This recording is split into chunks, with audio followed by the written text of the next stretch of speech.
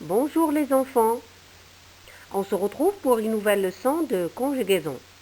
Aujourd'hui, on va parler de futur simple, des verbes de premier groupe, du deuxième groupe et de quelques verbes de troisième groupe.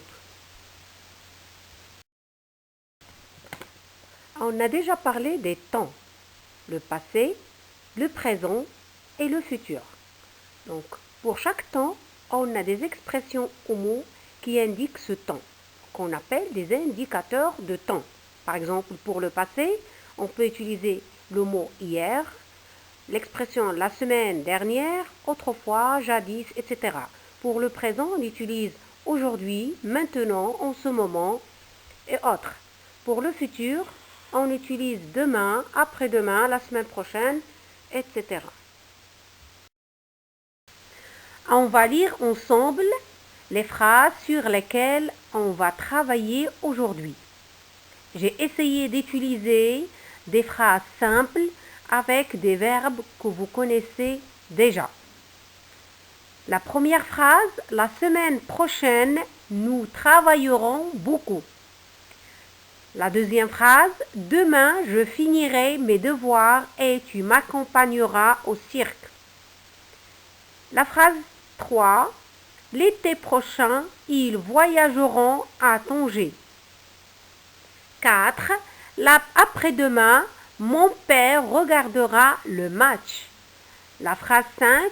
Plus tard, vous partirez en voyage. Maintenant, on découvre comment on peut conjuguer un verbe au futur simple. La première phrase, la semaine prochaine, nous travaillerons beaucoup. La semaine prochaine est un indicateur de temps qui indique le futur. Donc notre phrase est au futur.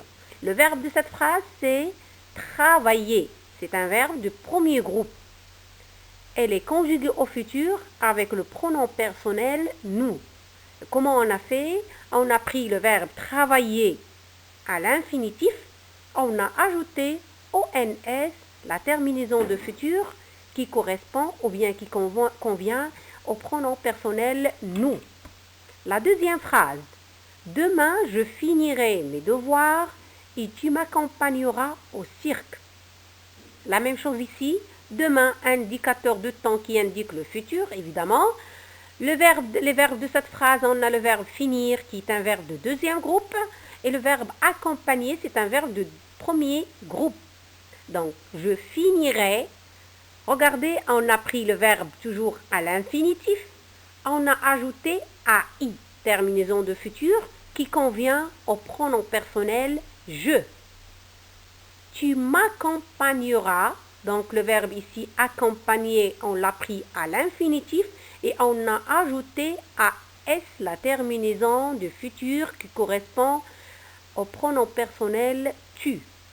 L'été prochain, ils voyageront à Tanger. L'été prochain, c'est un indicateur de temps qui indique le futur. Donc, le verbe ici, il est conjugué au futur. On l'a pris à l'infinitif. On a ajouté ONT qui est la terminaison de futur et qui correspond au pronom personnel il avec S ou bien elle avec S. Après-demain, mon père regardera le match. Après-demain, il indique le futur, bien sûr. Mon père ici, c'est le sujet.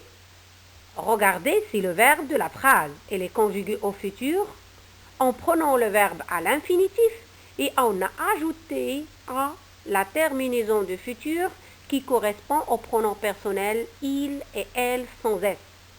Donc mon père ici, on peut le remplacer avec il sans S, c'est-à-dire le il singulier.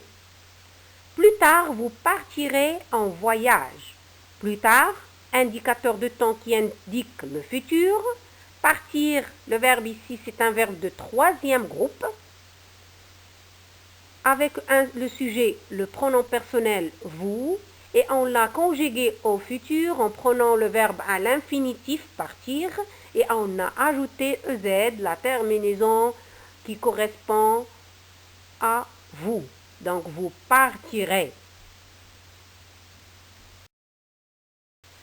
Ce qu'on peut retenir de cette leçon, c'est que les terminaisons de futur simple sont les mêmes pour tous les verbes, c'est-à-dire le premier groupe, le deuxième groupe et le troisième groupe. Toujours, on utilise les mêmes terminaisons, c'est-à-dire AI, AS, A, ONS, EZ, ONT. Pour les verbes du premier groupe et ceux du deuxième groupe, on forme le futur de la même façon, en prenant l'infinitif du verbe, qui est le radical, et on ajoute les terminaisons du futur. Exemple, on va prendre le verbe parler. Je parlerai, tu parleras, il ou elle parlera, nous parlerons, vous parlerez, il ou elle parleront. Et exemple de verbe de deuxième groupe, le verbe finir. Je finirai, tu finiras, il ou elle finira, nous finirons, vous finirez, il ou elle finiront. On peut appliquer la même règle sur certains verbes de troisième groupe et pas pour tous les verbes. Parce que comme vous le savez, les verbes de troisième groupe, ils ne se conjuguent pas de la même façon. Donc sur certains verbes, on peut faire la même chose, c'est-à-dire on prend l'infinitif et on ajoute les terminaisons de futur, mais pour d'autres, le radical va changer, c'est-à-dire on ne garde pas toujours l'infinitif du verbe. Vers la fin de la leçon, on va faire une petite application. Je mets les verbes au futur. J'ai essayé de donner un exemple de verbe de premier groupe, de deuxième groupe et un verbe de troisième groupe. Donc sur lesquels on peut appliquer la même règle qu'on vient de voir. La première phrase, le verbe donner. Donc on a fait je donnerai parce que toujours c'est très facile, on prend l'infinitif du verbe et on ajoute AI. AI correspond au pronom je. Vous blanchirez le mur. Donc le verbe ici blanchir, on a pris le verbe à l'infinitif comme il est et on a ajouté la terminaison au Z qui correspond à vous. Nous sortirons bientôt. Le verbe ici sortir, c'est un verbe de troisième groupe, donc sur lequel on a appliqué la même règle. Le verbe sortir à l'infinitif et on a ajouté ONS. Vous voyez, c'est très simple. J'espère que vous avez bien compris la leçon.